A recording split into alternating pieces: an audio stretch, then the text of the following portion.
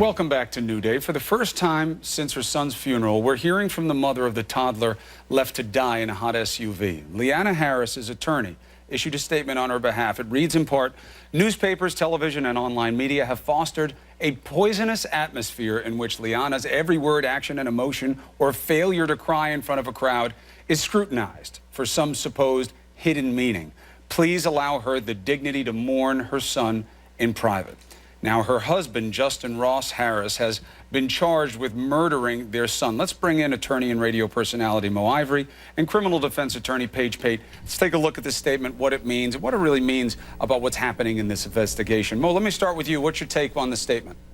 Well, you know, I think that the defense attorney for Leanna is doing exactly what he is supposed to do. He's supposed to try to paint the picture that she is a grieving mother, that this has been the most devastating thing in her life, and that's exactly what he should do. And so I think that the statement was right on line with what a defense attorney would do, trying to protect the client. But, of course, you know, I don't think that a lot of the statements that, you know, the poisonous word and things like that are accurate, because any time that somebody is involved in a situation like this, they're going to be scrutinized, and her actions do need to be scrutinized because they're trying to find out if her child was murdered. All right. So, Paige, let's do this. Let's play it out, okay? I'm going to be defense counsel. You be what the prosecution and all these criticizers would have going. What is the basis for scrutinizing this woman? What do you think would have any value in a court of law? Well, Chris, I mean, everything that she said from the moment she found out that that Cooper was not in that car points the finger at her, at least being aware that this is something that could happen. Such as? Showing up to the daycare and her first thought being, oh my gosh, he must have left him in the car. That is not a normal response for a mother. Then going to talk to her husband while he's being interrogated or during a break, and then suggesting that he may have said too much. Too much about what?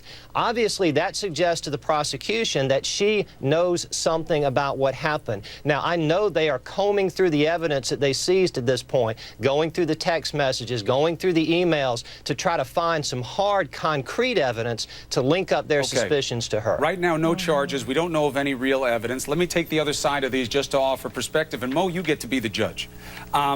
That when she went to the daycare center and she said, oh, I bet he was left in the car. My best sense on that is that that comes from investigators who said she was worried about the possibility of her son being left in a hot car, that she told officers it was her worst fear.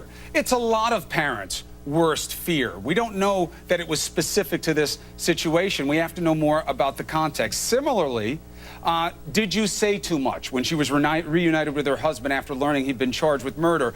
That's according to a Cobb police detective, Phil Stoddard. Let's say he's telling the truth.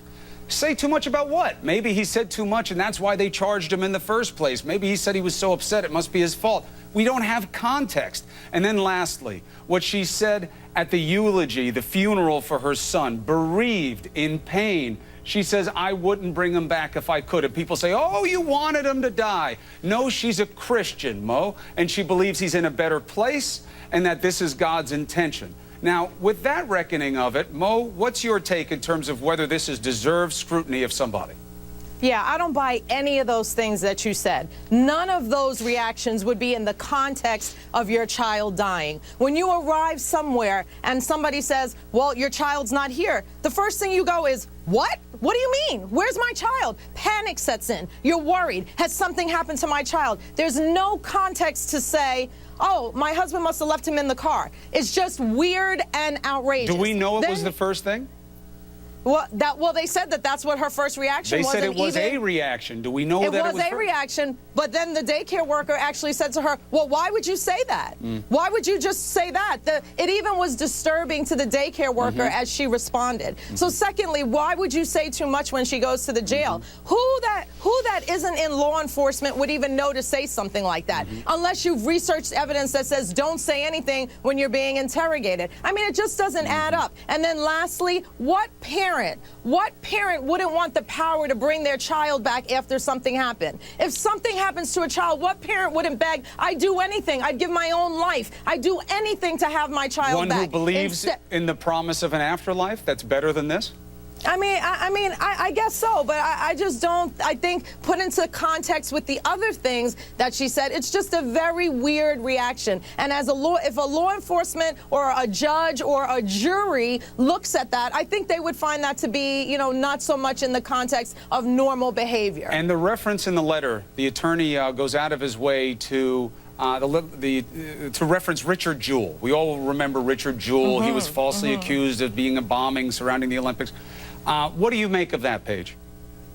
Well, I think that's significant, number one, to suggest that, look, you're rushing to a judgment here, you're jumping to conclusions, but also Richard Jewell, for folks in Atlanta, that name has another meaning. Richard Jewell pursued a very lengthy defamation lawsuit against the media, folks that portrayed him as guilty before there was enough evidence to convict him. So, in a way, I think her lawyer is at least suggesting, hey, you better be careful about what you're saying. And I know we have been here, and other media outlets have certainly been careful to say she's not a suspect yet, she's not been charged. But I think this is his way of sending a message that you got it wrong about Richard Jewell, and we think you got it wrong about Leanna Harris, too. Look, I believe the best way to do these stories is always to test what's out there on both sides, bringing in strong people like yourselves to be able to test what's out there, give the audience the best sense of what's happening, and then see what investigators find. But you do have to be careful here, and also important to note what's not in this address from the lawyer. There's nothing in there supportive of the husband,